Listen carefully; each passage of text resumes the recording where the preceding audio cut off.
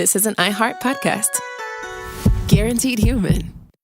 With no fees or minimums on checking accounts, it's no wonder that Capital One Bank Guy is so passionate about banking with Capital One. If he were here, he wouldn't just tell you about no fees or minimums. He'd also tell you about how Capital One cafes are open 7 days a week to assist with your banking needs. Yep, even on weekends. It's pretty much all he talks about, in a good way. What's in your wallet? Terms apply. See CapitalOne.com/bankguy. Capital One N.A., member FDIC.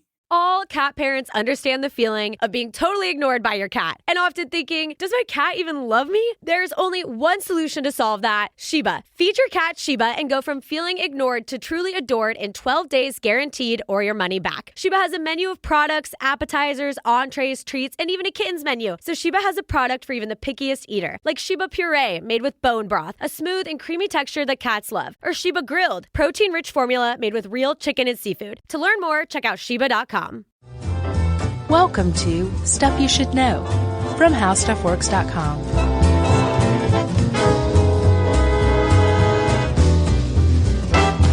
Hey, and welcome to the podcast. I'm Josh Clark with Charles W. Chuck Bryant with Jerry, and we're eating barbecue style. Actually, it's not true. I'm just going to fess up. We don't have any barbecue in front of us, and it sucks. Yeah, you're right. Vegetarians and vegans may not be interested in this one. It's still interesting. I would never encourage someone to tune out, but I do all the time. Do you? Sure. Some jerk writes in, it's like, oh, look how it sounds like you're sucking on candy all the time. I'm like, go listen to something else, pal. Okay, I see what you mean. I mean, before we record a podcast on the podcast.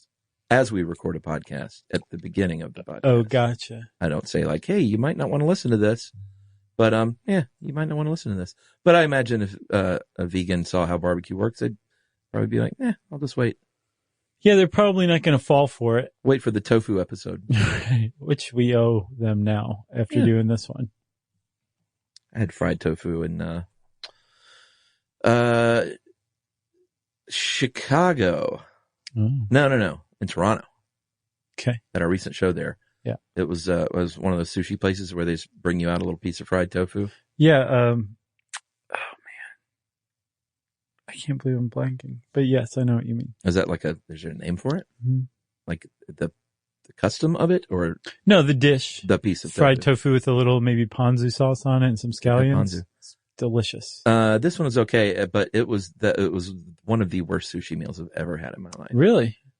So bad. Wow. I just chose wrong. Like bad sushi or bad restaurant? Bad everything. I walked in and it's hard to tell because Agadashi tofu. No. I won't name it. I don't even remember the name. No, that's the name of the dish. Oh, yeah, gotcha. Sorry. Like in LA, some of the best sushi are these strip mall holes in the wall. Sometimes it's not the case though. Sometimes it is, though. Agreed. Like literally some of the best sushi that you don't have to go to some fancy place and spend $400. Right. Are these, small family run. Yeah. Run by Japanese people. Sure. This one in Toronto, I looked up afterward and they were like, oh, it's one of those. Apparently Toronto has a lot of Chinese run sushi places, which get knocked on Yelp and by reviewers. Yeah. And, you could also make the case that, places that serve sushi and Thai food would get knocked on as well. Yeah. I don't usually order sushi at a Thai restaurant. If I go to a Thai place, I want a good Thai dish. Sure. You want like a curry. Put some peanuts in there or something. Throw some peanuts on there. Yeah. But anyway, I chose wrong. And this was a hole in the wall place. So when I walked in, my instinct was like, oh no. And I thought, no, Los Angeles, Hollywood. Really good stuff at the holes in the wall. Right. Not the case. No. Bad fish. Bad taste. Wow. It was just, it skeeved me. And like, if you're skeeved eating sushi. Yeah, that's not a good feeling. Put down the chopsticks and just ask for the check. Yeah. Maybe spit up into your napkin. Walk away. Right. Anyway, I don't know why I went off on that. What were we talking about? Fried tofu? Barbecue. All right. Yeah, we're talking barbecue. Barbecue. This one made me hungry. Dude, same here. Mm-hmm. One of the things that it really opened my eyes about, though, was the idea that, like, people think of barbecue as about as American as it gets. Mm-hmm. Even though Australians have their own word for it, the barbie. Isn't that pretty good? Sure. And it turns out there's barbecue like all around the world. Yeah. But when you think of barbecue, especially like barbecued pork. Right. With barbecue sauce. Right. On like 2 slices of plain old Dixie Girl white bread. Yeah. That's about as American as it gets. So not just American, like Southern American. Yeah. Barbecue. Yeah. There's actually a strip of land known as the barbecue belt in the United States. That's correct. Basically goes from Virginia down into the southeast and then over across Kansas and then into Texas. That's the barbecue belt in the U.S. Correct. But barbecue is now every city in the country tries to do their own hand at barbecue. Sure. Like, I mean, if you go to New York City, you can go eat at a barbecue joint. Right. And they're trying to do it, they're trying to. Legit. Yeah, which is fine. But they're trying to not co-opt because that sounds like it's like shady or something. Right. But, that you go to New York now and you can go to and get fried chicken and biscuits and barbecue and all these people that are like, come to New York City and eat this good old Southern home cooking. Have you eaten at Fatty Q in New York? No. That's very good barbecue for a New York joint. Yeah, and I don't do that because when I'm in New York, why would I get what is literally surrounding me? Sure. Here. Right. I want to go to New York. Cloud Kalash. Yeah, I want to go to the Momofuku or something. Yeah. Because I don't have that here. Man. Get a steam bun. Well, you can get steam buns here. Yeah, but I mean, you could make the case that you should be going to Korea for steam buns. Well, that's a good point. But it is true, and there's nothing wrong with if somebody opening a good barbecue joint outside of the barbecue belt. I'm all for it. In the barbecue belt, they don't even think about it. It's just part of the fabric of life. But I guarantee you, if you go to San Francisco to a barbecue joint, it ain't going to be the same. It's going to be different. Yeah. It'll be like a Chinese sushi place. There you go. That was the point of my story. So, the point ultimately is that when you think of America having a barbecue belt, you think of barbecue as profoundly American. Sure. But it turns out that since you were talking about cultural appropriation, that the European settlers who came to the New World, actually appropriated, they got the idea for barbecue from the indigenous groups they encountered there. And specifically to start, from what I understand, the whole thing started on Hispaniola, where Columbus first landed, with the Taino Indians. Yeah, I mean, cooking, I guess if you want to talk barbecue, there's a couple of ways to approach it. There is the noun barbecue, which here in the South and in America we think of as, like you said, pulled pork, maybe brisket, smoked wings, and then side dishes like coleslaw, baked beans, mac and cheese, Brunswick stew. Yeah. Man, I know, so good. Maybe if you're getting a little wild, maybe like collard greens or fried okra. And then monkey eyes. That sort of starts to, there's a bit of an overlap between Southern meat and three cooking and barbecue, especially when it comes to the sides. For sure. And I think all of that actually grew out of church picnics originally. Yeah. I did some good eating growing up at my church. Sure. And meat and three, for those of you that don't understand, in other countries, that means a little small family-run restaurant, usually in the South, that you get a meat and then three sides, generally served on a cafeteria tray. And we're talking stuff like fried pork chops or fried chicken or fried chicken, chicken fried chicken, chicken fried steak, chicken fried steak, steak fried chicken, fried steak fried chicken, fried monkey eyes. And then all these various sides will be the three.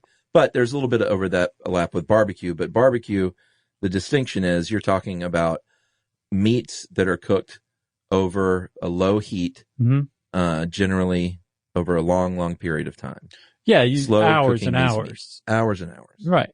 We'll get into all the subtleties of this. Oh, okay. But that's what barbecue really is. Right. And normally, if you're a purist, it's specifically pig. Anything else outside of pig is not barbecue. Whether it's chicken, whether it's sausage, whether it's shrimp, whether it's brisket. Yeah. No. If it's not pig, it's not barbecue, say a substantial portion of barbecue enthusiasts. I say you can just take that and run away with it. Take that pig and shove it.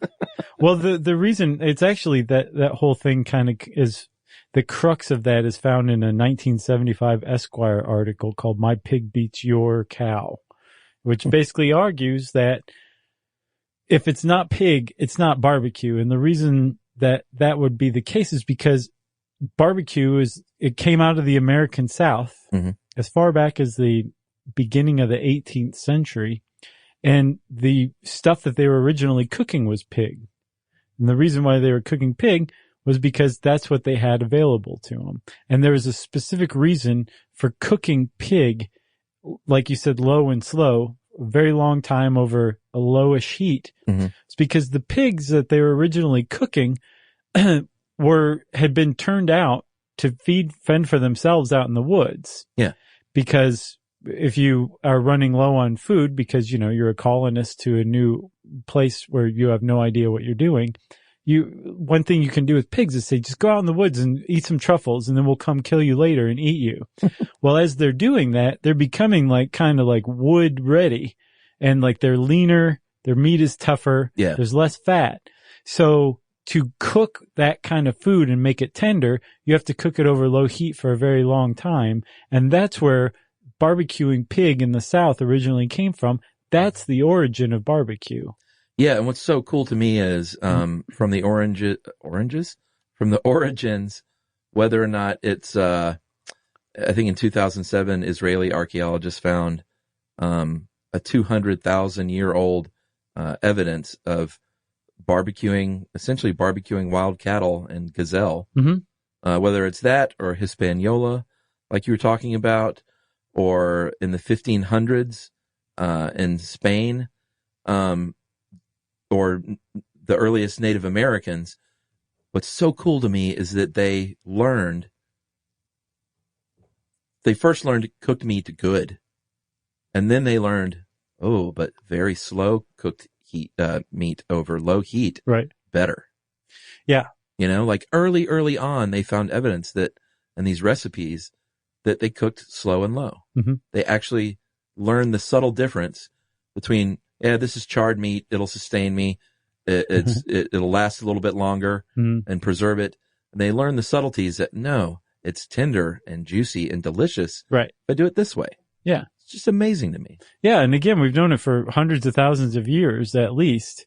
There's actually a theory that says that the intelligence explosion in humans came about from cooking our food, especially meat, because it requires less energy to digest, which meant we could take a lot of that digestive energy and direct it upward to our brains. Yeah. And so our brains got bigger and hence we got smarter thanks to cooking our food. Yeah. And there's something too, and they talk about this in the beginning of our article here, it being the antithesis of fast food. There's something about investing. There's something about getting up at 3 a.m. to put your meat on your smoker. Right. So you can have it ready by midday. Yeah. And tending to it every hour and checking that thermometer and drinking beer the whole time. Yeah. Starting at 3 a.m. Yeah. Or continuing from 2 a.m. Yeah. That makes sometimes for messy barbecue. But there's just something to that. I think that's one of the big draws for people it's not something you slap on the grill and serve 15 minutes later. Right. It's nuanced and that's how you build that flavor. And it's an investment in time and you can have the conversations around that fire. And, this one writer put it really neatly, Robert Moss, to trace the history of barbecue is to trace the very thread of American history. And there's been books written about it, not just recipes, but about it as a cultural staple in this country. Yeah, it's true. Really, really neat. Well, I'm hungry. You want to take a break? So hungry.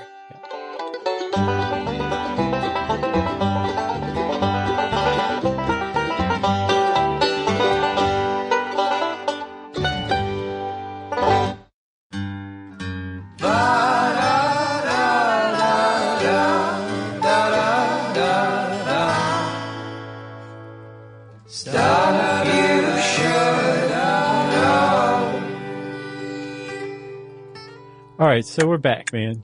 I know that was delicious. That's the sound of me licking sauce off my fingers. Yeah, we took one of Jerry's legs and barbecued it. Carrie's too lean. She would make good barbecue. Well, no, that's why you want to barbecue slow and low. Oh, that's true. So, like you said, there's evidence of us barbecuing as far back as 200,000 years. The ancient Greeks really advanced barbecuing, which Sure. is really just it's a subtype of roasting meat. And it's not like, if you're like, well, wait a minute, people have been like creating this forever. How can you say barbecuing is American? It's kind of like ketchup. Like, remember ketchup, where you think of ketchup as American, but it actually has its origins in a Chinese fish sauce. Right. This is very similar, but like barbecuing wouldn't have come about had humans not been doing this for 200,000 years already. True. This is just a kind of a nuanced version of it, right? Yeah. So around the world, people roast meat in various ways. Mm-hmm. Like, for example, in medieval England, they found evidence. They actually have a taxidermied sample of this breed of dog called the turnspit. Oh. And no, it was really cute. So these small dogs, they look kind of dachshundy, were bred to run on treadmills or little hamster wheels. Oh, okay. That was connected by a chain to the spit. So it turned this huge piece of meat in the fireplace. A huge dog. No, they were small dogs, but they were stout. I'm saying they were. They were turning the huge dog. Yeah. They're like, better him than me. Yeah. And that was in medieval England. Well, you could make a really good case that turning a hunk of meat on a spit very slowly off an indirect flame, that's barbecuing. Sure. But it's not barbecuing because it didn't come out of the American South cooking pork specifically. But a lot of people from the south and west of England ended up in the American South, and that's kind of one of the ways that it started to grow there. Yeah, so let's just quit dilly-dallying. Okay. DeSoto, well, first Columbus shows up, encounters the Taino Indians on Hispaniola, who would have been related to the Haitians and the Dominicans today. Yes. And I believe people in Puerto Rico too. So the Taino Indians had this method of cooking meat where they used green wood, like fresh saplings, so that it wouldn't catch fire and therefore wouldn't char the meat either. Right. Lots of smoke. And they cooked meat, like probably goats or something like that, over this low heat for a very long time. So I think Columbus encountered it, but definitely Hernando de Soto did as well when he arrived in North America. Correct. And supposedly the first European attended barbecue took place outside of what's today Tupelo, Mississippi in 1540 with De Soto, who is the guy who brought pigs to the New World. Could have been my family. So it was a roasted pig, Chuck's family, Hernando de Soto, and the Chickasaw tribe who lived around there. Yeah. Pretty That amazing. was the first barbecue in North America featuring pig. Yeah, and as you'll see as we go, barbecue is a very social experience that has weaved its way through churches and gatherings and civic groups and American politics, and we'll get into all that. But it's not surprising that there's evidence of a group of people getting together, like any shared meal, but with barbecue, it's just going to be longer. Well, yeah, and supposedly that arose out of the slaughtering of a pig was a big deal. Yeah, sure. You had a lot of meat on your hands. They used everything from the snout to the tail of the pig. So you had a lot of stuff, and it was way more than your family was going to eat. So it was an occasion for the whole community, or at least all the neighbors, to be invited over to share in this wonderful food. And that's where barbecues being a social gathering came out of. Yeah. That during the colonial era, eating a pig was a very communal affair. Well, and we've talked before about, I just kind of remembered about fire, about the theories that language evolved because of fire, because for the first time, people gathered round after the sun went down to talk about their day. So this is kind of along those same lines. Right. Like where you have a fire going, you're going to have people hanging out, throw some meat on a spit several feet up, you got some tasty food. Yep. Get yourself a turnspit dog. Yeah, because who wants to crank that thing? A turnspit dog. That's right. What they were bred to do. So Native Americans here, they kind of improve things over time. They eventually would make these wooden frames that they would put the meat on.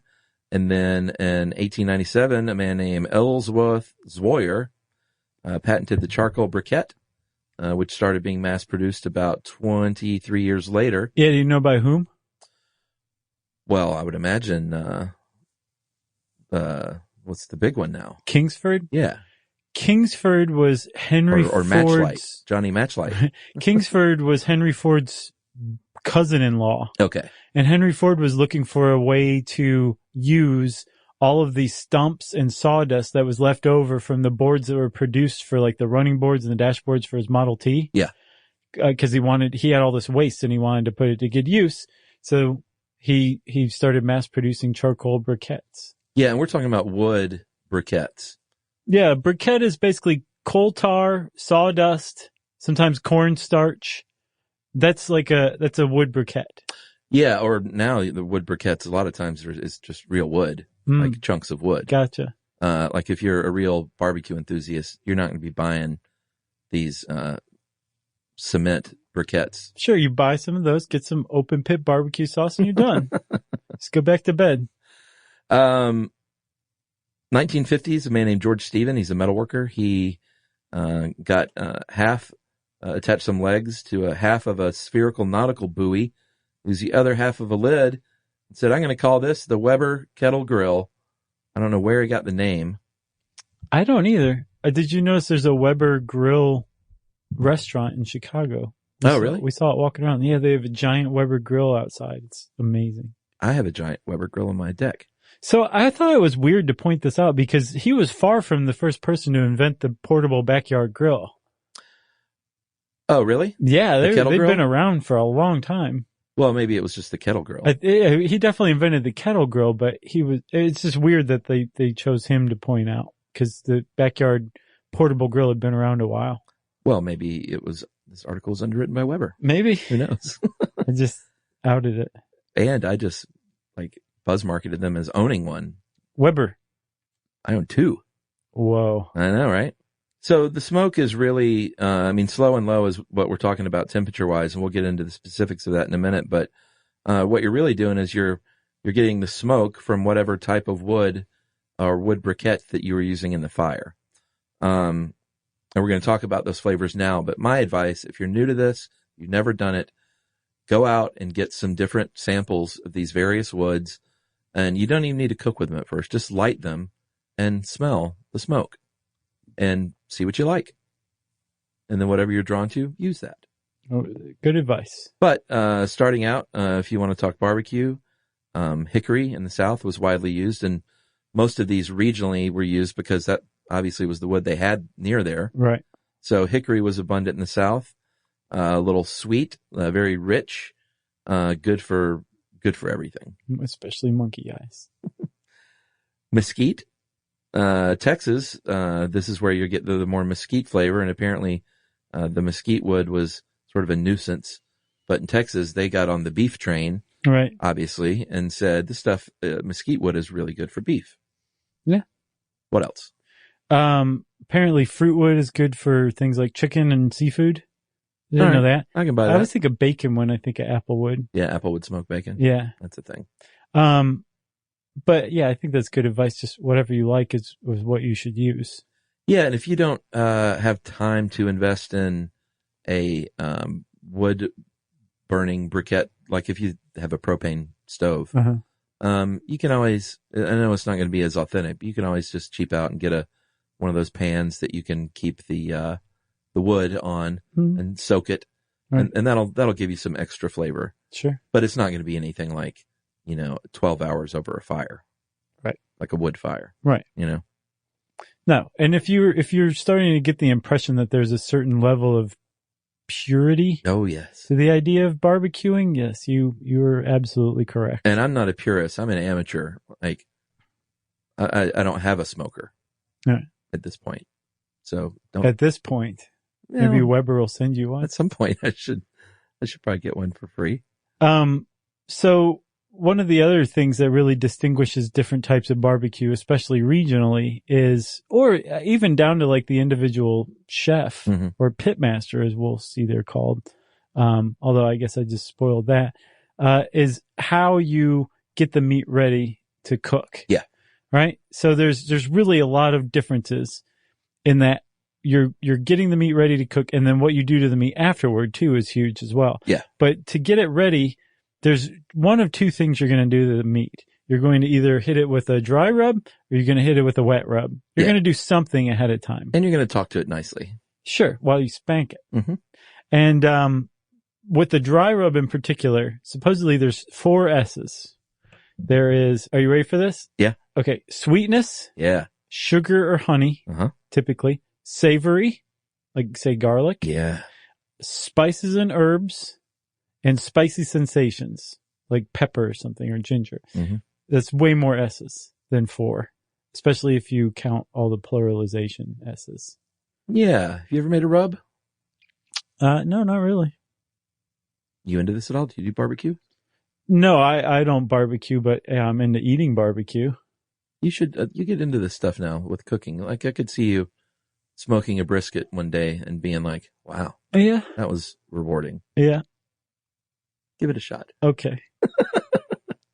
Also, you also strike me as the type that would be like, I don't have time to tend to a grill for 12 hours. Well, I mean, if yeah, maybe. Just pick the right day. Yeah. I could study for the podcast while I'm tending to the fire. So I have made dry rubs and I don't know what I'm doing. I just will look at recipes and then just kind of do my own thing with it. But it really makes all the difference if you rub this meat down real good, right? Get it in all the crevices and nooks and crannies and let it just sit with itself for a while. Sure. I don't add any wetness to it, but you can add vinegar, you can add oil. If you've never done it, like I said, get online. There's a million different ways you can tackle this beast. Yeah. If you be careful, cause that's what they call a rabbit hole. Yeah.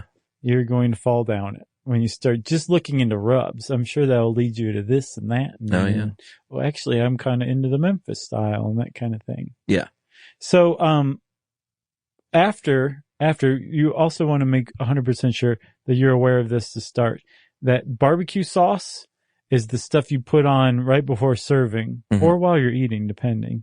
Or not at all if you're not into it. Sure. Some people just eat like dry or wet rubbed like barbecue. Yeah.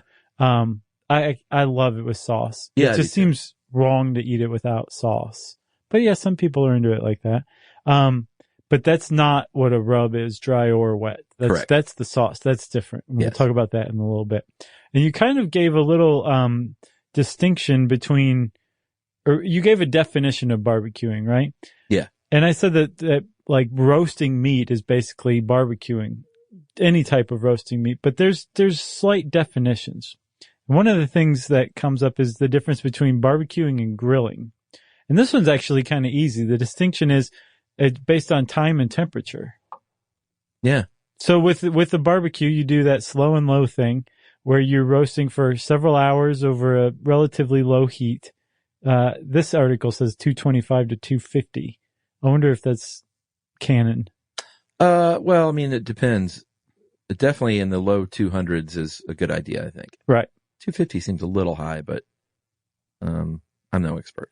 But grilling is hotter and faster. Yeah, and with grilling, I mean, there are a couple of ways you can grill, too. You can direct grill, which is just really high heat if you want to sear a steak or something, but that's not barbecue. And then indirect grilling when it's on the grill at around 350, but you've just got the coals kind of on one side and then your meat on the other. Right. And it's kind of the middle ground. But the verb barbecue, it's very highly regionalized as to what terminology you're going to use. And like, I don't say I'm going to barbecue today. Like I say, I'm going to grill out. If you want to come over, I'm grilling out. I don't say we're barbecuing. Some people might say smoke instead of barbecue. Yeah. We're going to smoke out. We're going to smoke some meat or something like that. Right. Yeah. But I think of barbecue as the noun. Like we'll go get some barbecue or cook some barbecue by grilling out. Yeah. It's always out because you don't grill inside. No, that's a bad idea. And then afterwards, so we've done preparation, the cooking, and now the thing's ready. But it's not ready quite yet because you got the sauce, if you're into sauces. And depending on where you are in the country, you're going to use different types of sauce. And what I found interesting was that with American barbecue, the Europeans who came and appropriated the barbecuing process brought their own tastes to the fold. And depending on where they settled, that area developed a specific type of barbecue sauce, starting with the Carolinas.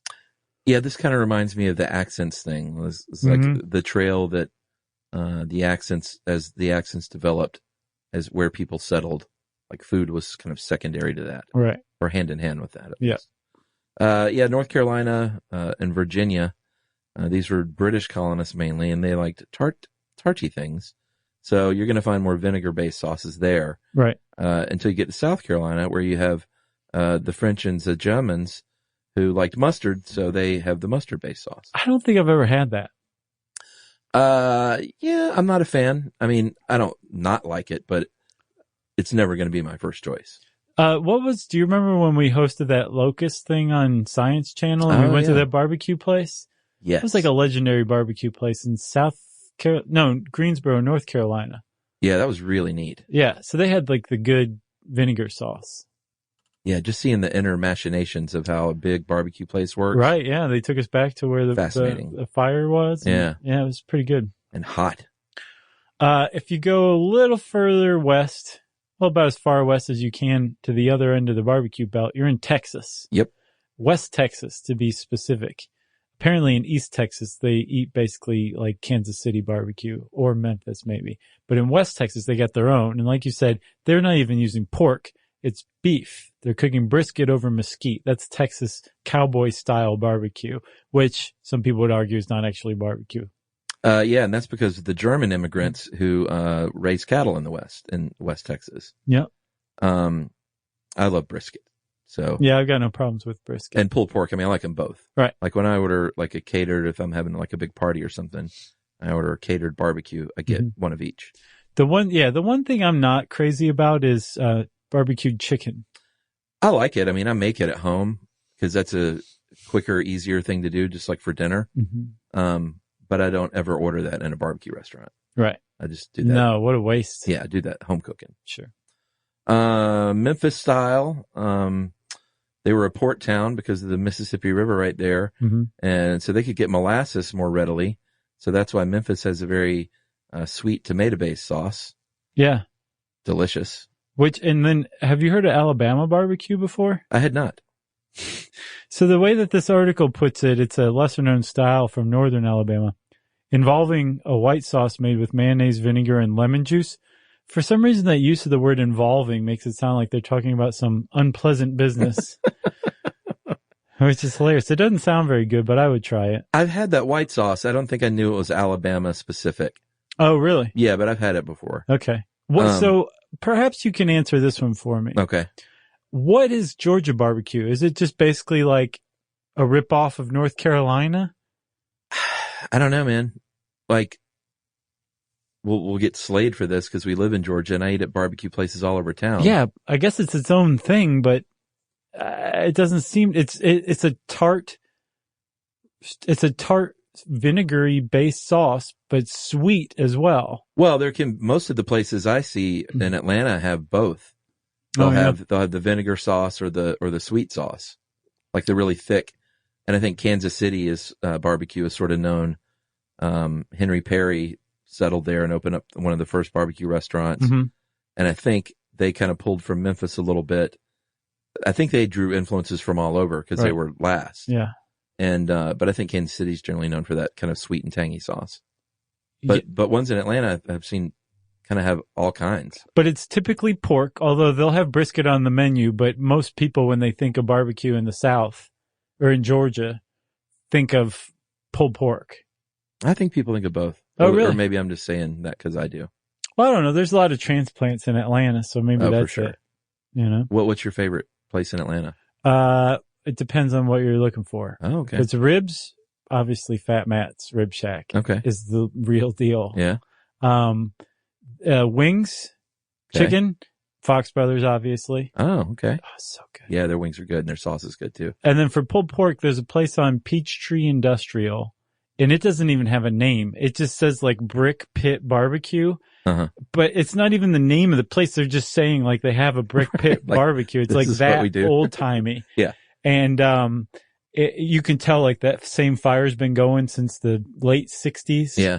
And it is just amazing. Just for like a regular old pulled pork sandwich with like really good Brunswick stew and then like that plain white hamburger bun. Mm-hmm.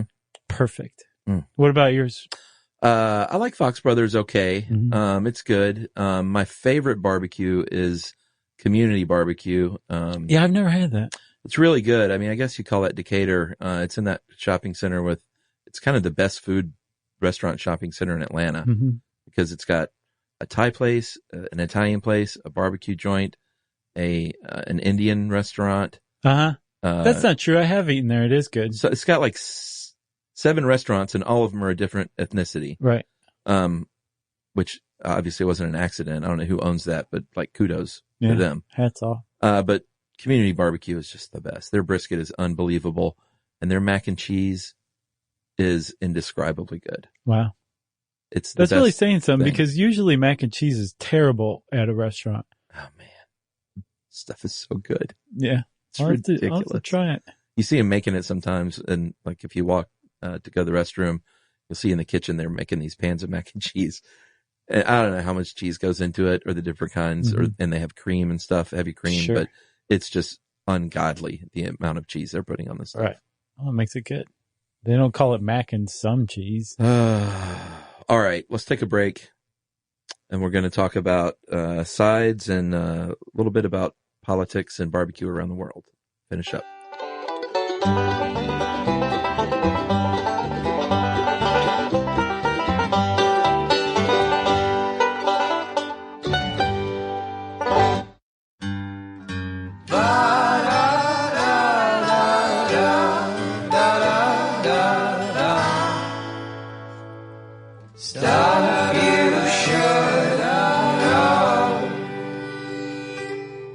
Let's take it home, Chuck. All right, we got to talk about sides for a minute. I got literally watery in the mouth talking about mac and cheese at Community. But typical sides are, like I said earlier, maybe some coleslaw, which will also vary by region. Yeah. Brunswick stew, which it said in here was originally squirrel meat, but chicken will do. I've only had pork. Yeah, same here. Brunswick stew. Never had squirrel Brunswick stew. Not into that. Sounds like a Mike Huckabee dish.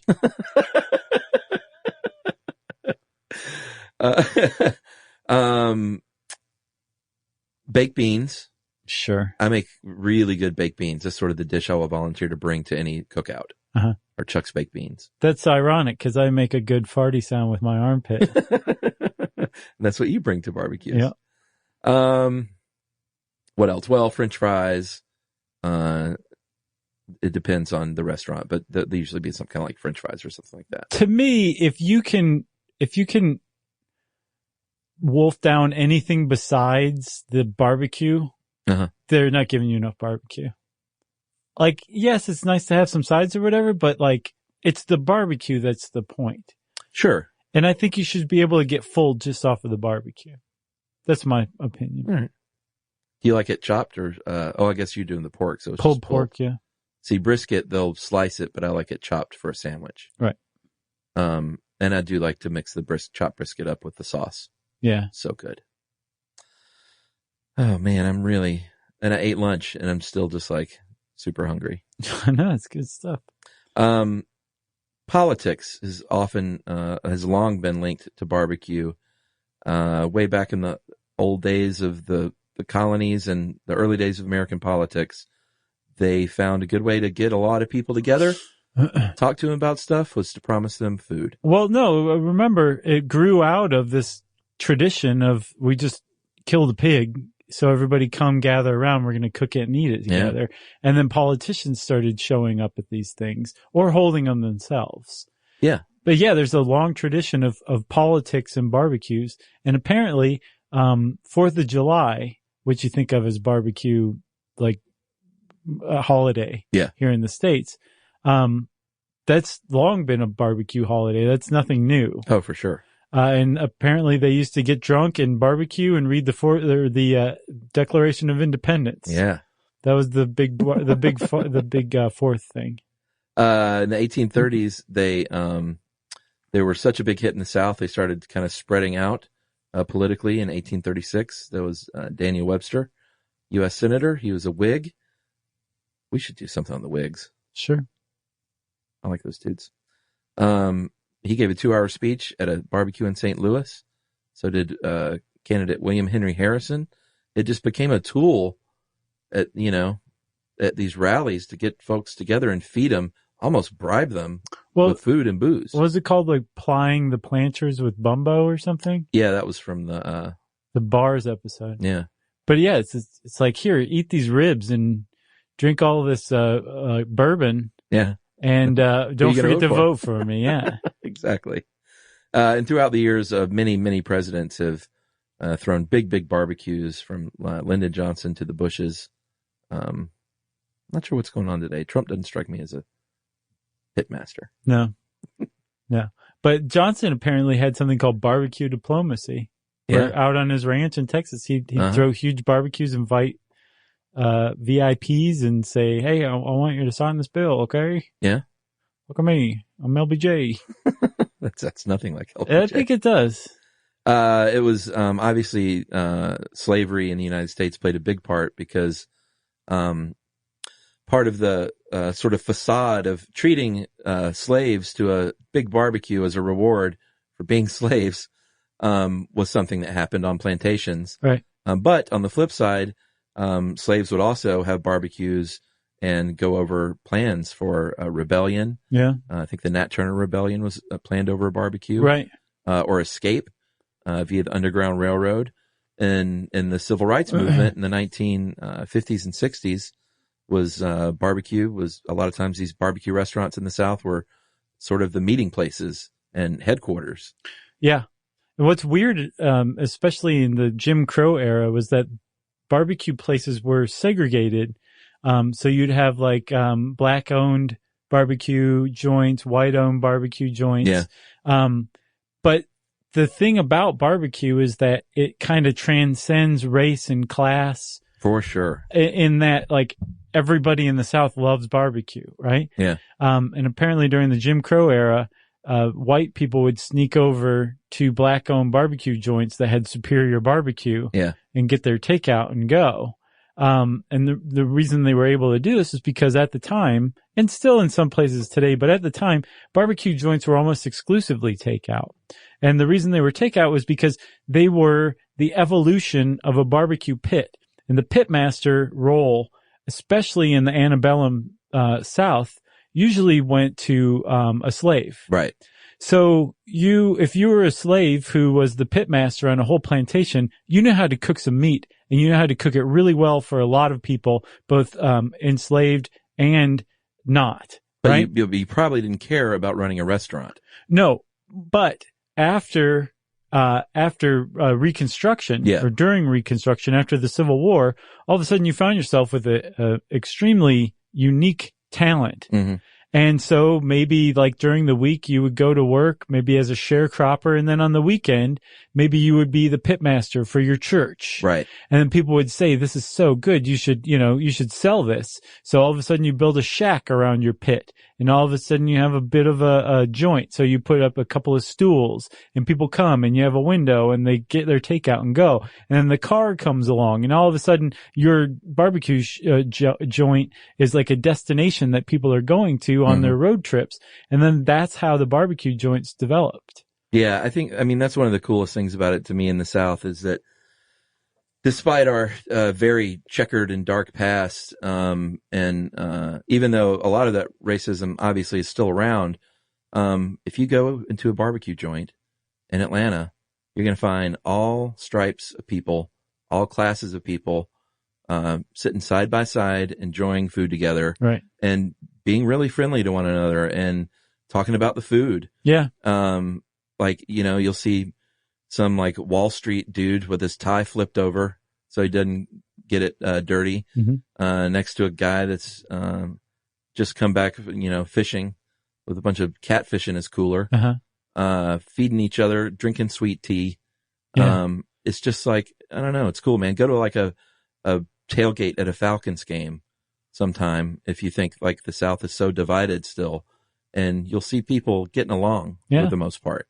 In that case, the only loser is the pig, who are way smarter than we tend to think. That is probably a T-shirt at some barbecue restaurant. The only loser here is the pig. And this has struck me for a very long time. Using a pig as a mascot for a barbecue place is so sad. Right. It's so sad. Yeah. That's like if McDonald's, instead of the Golden Arches, had just a big cow. Yeah, a cow serving a platter of hamburgers. That's what they do. Or the ones that have wings because they're dead. Oh, right. Because you're eating them. Talking about civil rights movement, though, in Atlanta, we had a very famous restaurant here that was kind of one of the headquarters for Reverend Martin Luther King Jr. Yeah, have you heard of that place? Yeah, Alex, Aleck, Barbecue Heaven was this legendary Atlanta place that... Is it still around?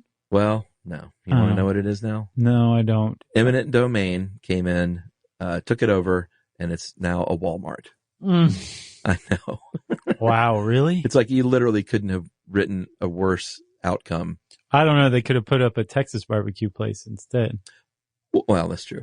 And here's the thing, though. They had for many years after Dr. King died, there was a sort of a shrine to him in this restaurant still. Sure. Like this is kind of where they met and this is where it happened.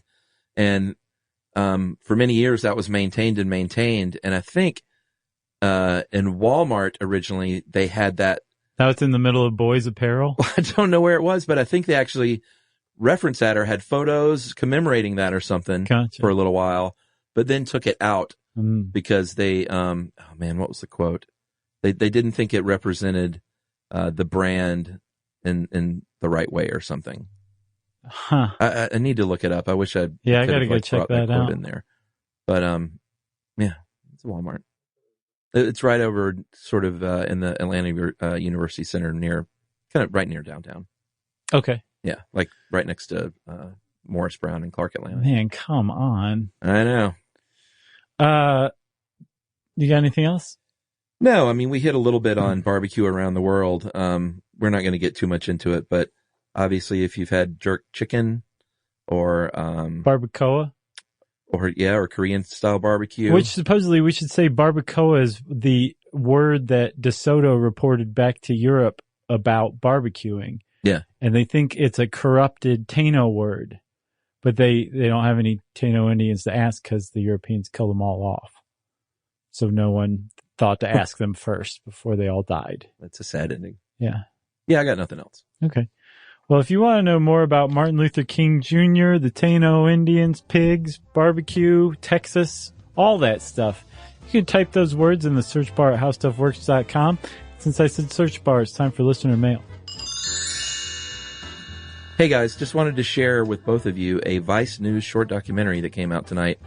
It includes lots of great footage and first-hand accounts of the streets of Charlottesville. This is in real time where the events in Charlottesville, Virginia have just happened. Have you seen this documentary yet? No, I haven't. By this time it will have aired on HBO on the Vice show, but it's out online now. And I encourage everybody, this is Chuck speaking. Have you seen it? Yeah. Wow. It's only 20 minutes long. Sit through it all. It's extremely hard to watch. I'll bet. Very, very upsetting. And I watched it just before we came in here to record, which is a big mistake. Is it sensationalized or true life? No, I mean, they got a camera and a young woman to report kind of right in the middle of it all. Man. So she interviews white nationalists. She interviews people fighting back against white nationalists. It's just in their own words, basically. Like, here's a microphone. What do you have to say? Yeah, I got to check that out. Yeah, it's not fun. Racism and ignorance, back to the mail. Racism and ignorance on this scope are abhorrent and things that just need to be widely denounced in American discourse. As a UVA alum, I just want to say this rally does not represent the feelings and attitudes of the university or surrounding city, which has actually garnered a reputation as a refugee city in recent years. And I think most people know that these people came from all over the country and other countries. these white nationalists. The whole reason they came is because Charlottesville's taking down their Confederate memorial, right? To Robert E. Lee. That was the guise under which they met. I see. But it was clearly much more than that. Yeah. That's where they met up, at least with their Walmart tiki torches, which was hysterical and sad. I have been avidly listening to your podcast for about a year now, and serendipitously enough, I happened upon your episode on free speech this Friday of the protest on campus. I'm not one to strike down American liberties by any means, but it does make me wonder how things might be different in our society if we did have some kind of restrictions on things like hate speech and broadcasting certifiably false information. Just as a thought experiment. While I have been an open advocate for environmental protection at many times in my life, this is the first time in my life that I've openly posted for a cause involving racism and bigotry. I shared both the Vice News video and your free speech podcast to all my Facebook friends, and I seek to be more public advocate for equality from here on out. Keep on doing great things. Your empathy, humor, and curiosity are greatly appreciated. This is from John in Washington, D.C. Nice, John. Thank you very much. And I encourage everyone, just Google Vice News Charlottesville. Watch that 20 minutes. And I would really be interested if anyone can write in and defend anything that was going on there. And if, like John, you want to let us know about something you think we should see, we're always down for that. You can tweet to us at SYSK Podcast, or Josh Clark. You can hang out with us at facebook.com/stuffyoushouldknow or /Charles W. Chuck Bryant. You can send us an email to stuffpodcast@howstuffworks.com. As always, join us at our home on the web, stuffyoushouldknow.com. For more on this and thousands of other topics, visit howstuffworks.com.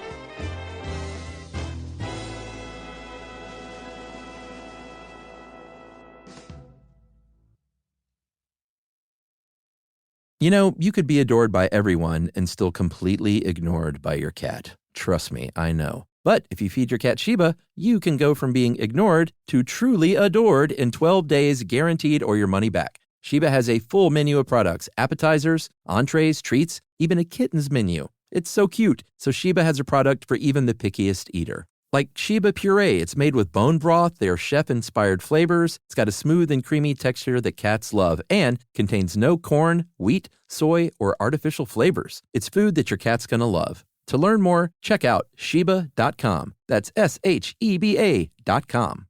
Introducing the all-new Mazda CX-5, featuring more connection. Hey Google, where's the nearest Pilates class? Safety that has your back. More discovery on the scenic routes. More passion in the details. And more control in changing weather.